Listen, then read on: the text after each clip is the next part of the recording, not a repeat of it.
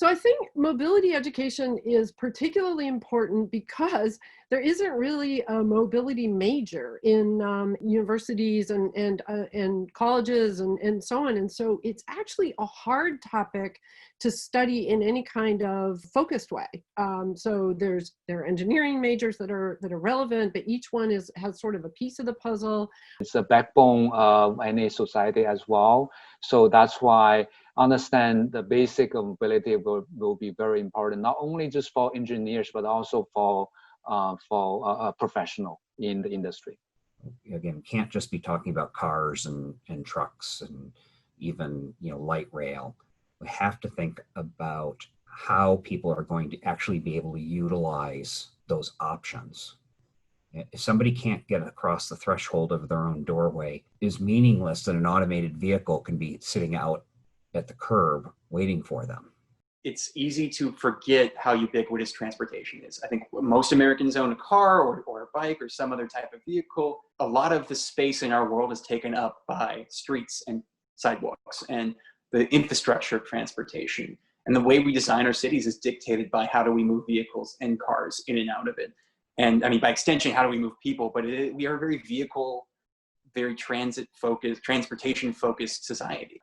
And yet, when we have problems with mobility, congestion is obviously one, that comes to everybody's mind. My module talks about the environment. Some of those impacts seem to be a little hidden, but everyone has a sense, especially if they live in cities, of how bad air pollution can be in certain circumstances. And then, of course, global warming, another aspect of mobility, is something that can cause problems. If we don't direct the way these technologies integrate into our current transportation system, they could actually worsen our problems. And so in order to guide this transition to the next generation of transportation systems, we have to educate ourselves on the opportunities and the challenges so that we can build the system we want and avoid unintended consequences. And the conversation, right, is incredibly challenging, because when you say even the word data, 80% of the audience will say, what data? Which data? How do we collect them? How do we organize them?